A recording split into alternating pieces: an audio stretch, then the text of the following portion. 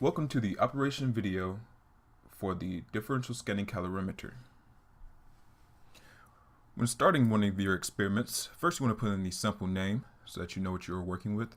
Then you want to put in the sample weight that you gathered from using the analytical balance. This will be used to calculate the enthalpy in further experimentation. Next, you want to specify who the operator is, also the project and notes so that you know what the sample is when you're doing future analysis.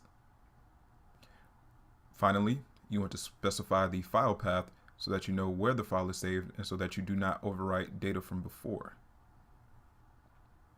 After choosing the proper folder, next you want to put in the sample name once again so that when you save it as a file, this will be the name that shows up. After finishing the specifications of the sample, you want to go to your procedure. Now there are a multitude of different procedures that you can use, and we'll go over them shortly. The first is the ramp.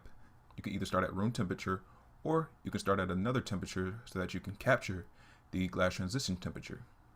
Then you specify the ramp as far as degrees Celsius per minute. Ideally for temperature ramps, the ramp should be between 10 degrees Celsius per minute and 20 degrees Celsius per minute for the proper resolution. The maximal temperature should be below the oxidation temperature to prevent errors in experimentation. One of the primary types of analysis that are done for polymer samples is the heat-cool heat. This will heat the sample so that you can erase the thermal history. It will cool it back down to the specified temperature, and then it will heat once again. This is to allow for all of the samples to have the same history so that you have no variables.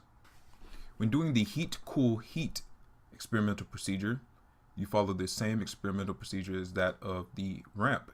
However, when you're defining the minimal temperature, it should be at least 20 degrees Celsius lower than the glass transition temperature so that you can properly capture the glass transition temperature when doing your analysis.